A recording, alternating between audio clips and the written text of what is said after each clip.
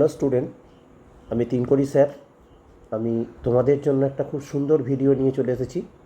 যে ভিডিওটাতে আমি তোমাদের দেখাতে চলেছি যে তোমাদের জীবনের প্রথম এমসিকিউ যে টেস্ট সেমিস্টার 1 এবং সেমিস্টার 4-এ, তার জন্য কিছু সাবধানতা এবং অজানা এমসিকিউর উত্তর কীভাবে করতে হবে তার কিছু সায়েন্টিফিক ট্রিক্স নিয়ে আমি আজকে তোমাদের সামনে হাজির।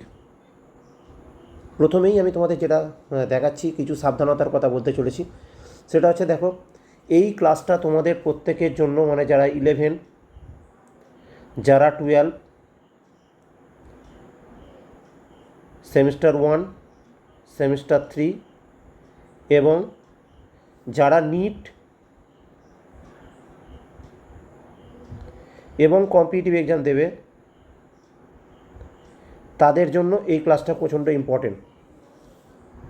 তো লক্ষ্য করবে, আমি যে টিক্সগুলোর কথা বলবো সেগুলোকে একটু নেওয়ার জন্য। দেখো, আমি এটা উল্লেখ করেছি আমার প্রথম পয়েন্টে। সেটা হচ্ছে জীবনের প্রথম এমসিকিউ সিটে বোর্ডের এক্সাম, স্বাভাবিকভাবেই কিছু সাবধানতা নেওয়ার আমাদের প্রয়োজন। আর আমরা সাবধানতা কী নেব সেটা আমি বলছি। দেখো, এখানে লিখেছি registration number, roll number, question booklet number, এগুলো কীভাবে ফিল আপ করবে দেখবে তোমরা লক্ষ্য করে যে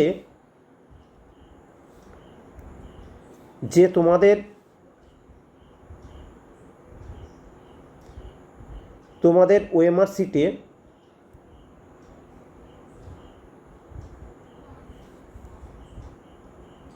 এরকম একটা বক্স আছে,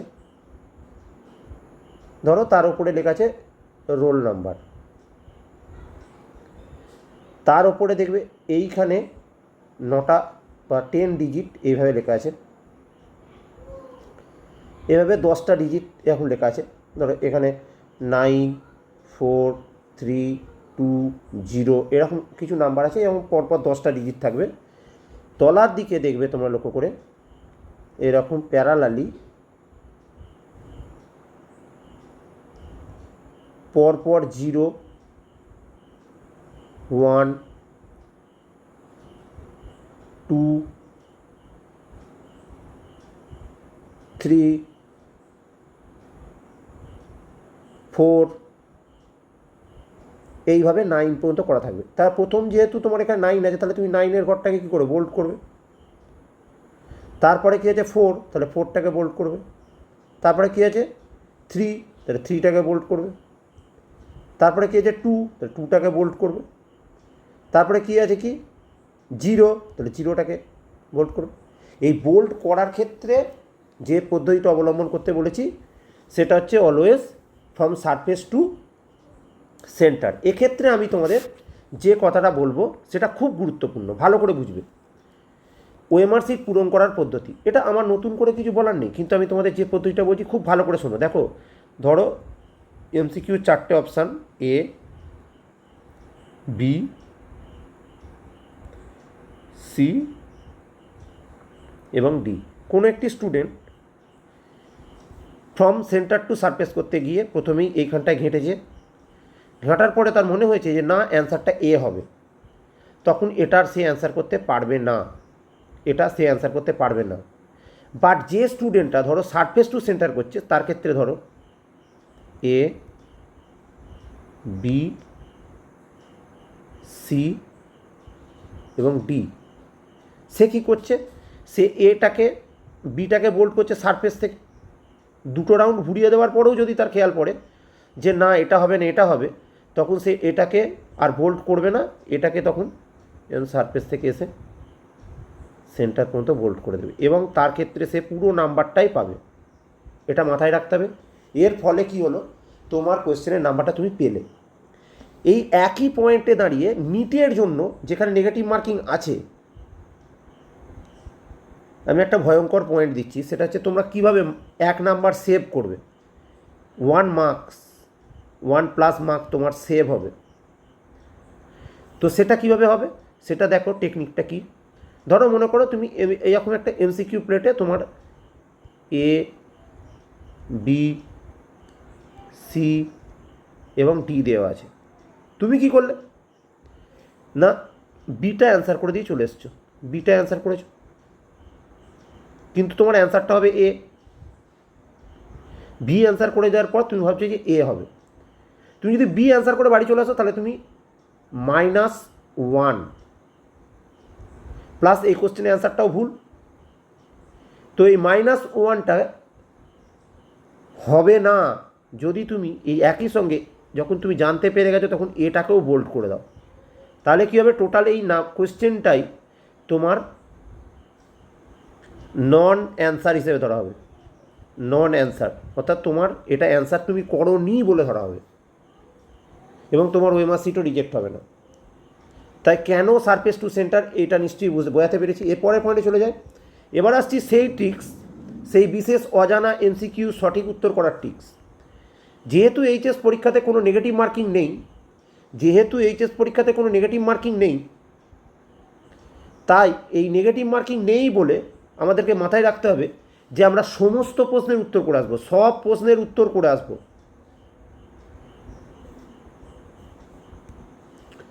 তাই আমরা সবাই সব প্রশ্নের উত্তর করেই আসবো।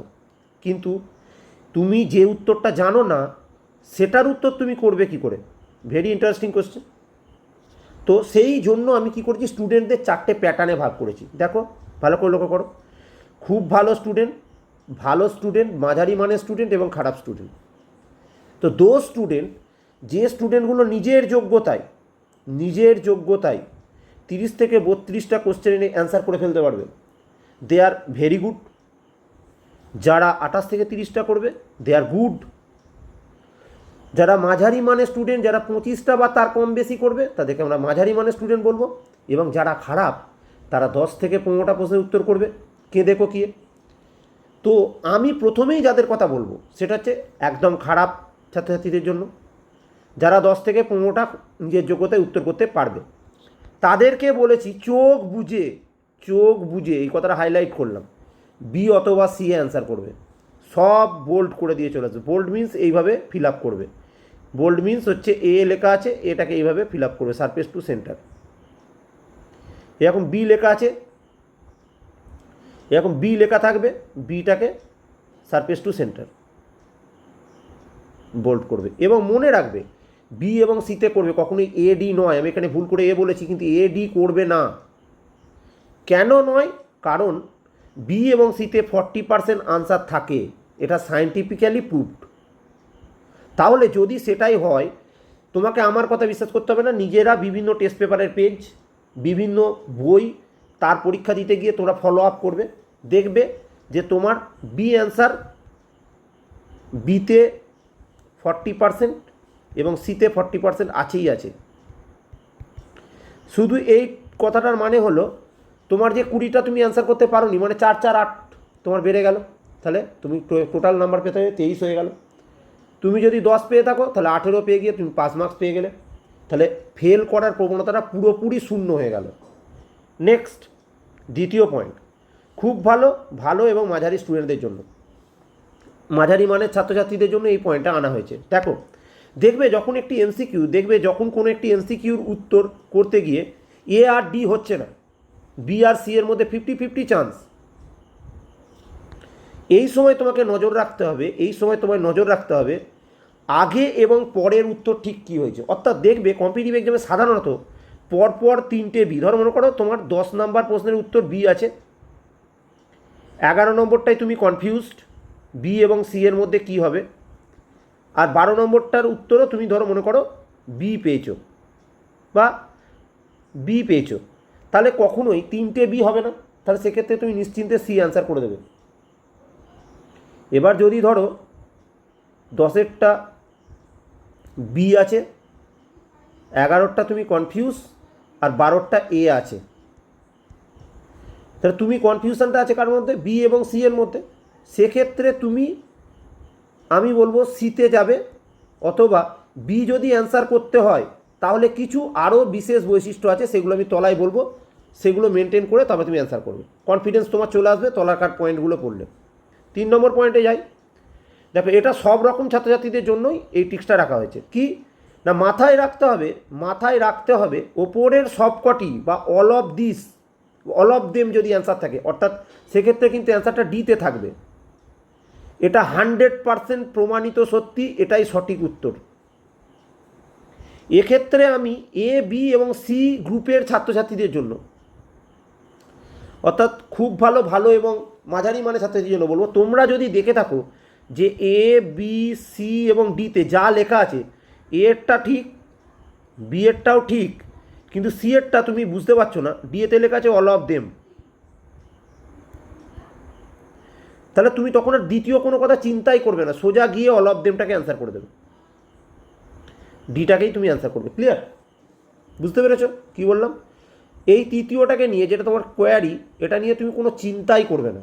চতুর্থ নম্বর পয়েন্টে যায়, একই রকমভাবে যদি ওপরের কোনোটিই নয়, অর্থাৎ নান অফ দেম যদি থাকে, তাহলে কখনোই আনসার হবে না, এটা 100% প্রমাণিত সত্যি।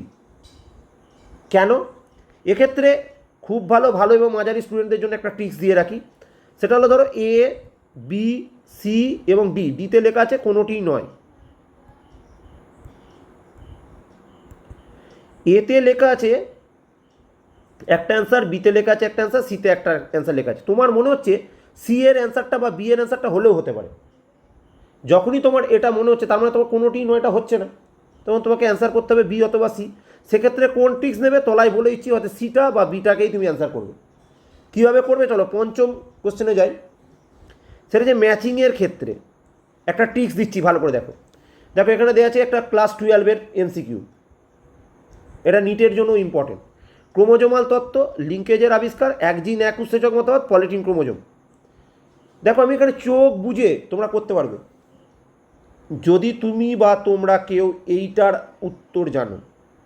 আমার একটা জেরক্স আছে, সেই জেরক্সটাতে সমস্ত আবিষ্কারকের নাম একটা জায়গায় করা আছে, ক্লাস 12-এর স্টুডেন্টদের জন্য। তো সেটা যদি কেউ জেনে থাকে বা কেউ যদি সেটা একবারের জন্য পড়ে থাকে, এটা মানে হচ্ছে বিডল ট্যাটাম, অর্থাৎ সি ইজিক্যাল টু 2, এই অপশানের মধ্যে একটাই আছে, এ অ্যান্সার। দ্বিতীয় কোনো কথা ভাবার জায়গা নেই। ঠিক আছে? ষষ্ঠ ক্ষেত্রে সিঙ্গেল অ্যান্সার এমসিকিউগুলোর ক্ষেত্রে একদম ডাল একটা পয়েন্ট আছে, সেই পয়েন্টটা কি? যে কেউ অ্যান্সার করতে পারবে। লেন্থ মাপো, দেখবে যে কোশ্চেনের অ্যান্সার বেশি ডেসক্রিপশান দেওয়া থাকে, বেশি ডেসক্রিপশান দেওয়া থাকে, সেটাই অ্যান্সার সঠিক হয়, সেটাই সঠিক অ্যান্সার হয়। সপ্তম পয়েন্ট এসে প্রবাবিলিটি কি না, লক্ষ্য রাখবে যদি তুমি 33টা প্রশ্নের উত্তর সঠিক করে ফেলো, সেখানে এ 10টা হয়েছে, বি 15টা হয়েছে, সি 7টা হয়েছে, ডি 1টা হয়েছে, তবে তুমি মনে রাখবে যে দুটোতে কম হয়েছে, সেই দুটোতে আমার অ্যান্সার হওয়ার প্রবণতা বেশি। সেক্ষেত্রে তুমি ডিকে নেগলেক্ট করবে, সিকেই প্রায়োরিটি দেবে। ঠিক আছে? এবং ডিকে অ্যান্সার করতেই যদি হয় বা বিকে যদি অ্যান্সার করতে হয়, তবে সেক্ষেত্রে আমি দেখো কি বলেছি, তবে সেক্ষেত্রে আমি বলেছি যে ওপরে যে ট্রিক্স আমি দিয়েছি সেগুলোকে মাথায় রেখেই উত্তরটা করবে, তুমি জয়ী হবে। আমি সবাইকার জন্য বেস্ট উইশ রইল। ঠিক আছে? প্রত্যেকে ভিডিওটা দেখো, শেয়ার করো, সাবস্ক্রাইব করো এবং আমার এই চ্যানেলটাকে আরও লোকের কাছে ছড়িয়ে দাও। আমি আশা করব এই চ্যানেলটা তোমাদের অনেক এফেক্টিভ হবে। নমস্কার।